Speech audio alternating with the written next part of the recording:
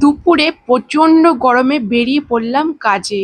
আজকে ছিল 40 থেকে 41 ডিগ্রি তাপমাত্রা এবং রাস্তায়ও কিন্তু ভীষণ গরম। আর এসে দেখি ওরা বাড়িতে কেউ নেই, ওরা খাচ্ছে অনুষ্ঠান বাড়িতে।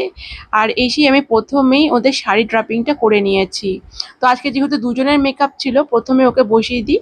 তো ওরই আজকে ছেলের অন্নপ্রাশন হয়েছিল, তো সেই অনুসারে আমার কাছে যেরকম মেকআপ লুকটা চেয়েছিল সেরকমই ক্রিয়েট করেছি। খুবই হালকার ওপর মেকআপ, কারণ গরমের মধ্যে। আর এরকম বান করে ফ্লাওয়ার লাগিয়ে দিয়েছি। তো এই ছিল ওর লুকটা। এরপর ওর দিদি বসে পড়ে। ওর দিদি হচ্ছে আমার বান্ধবী।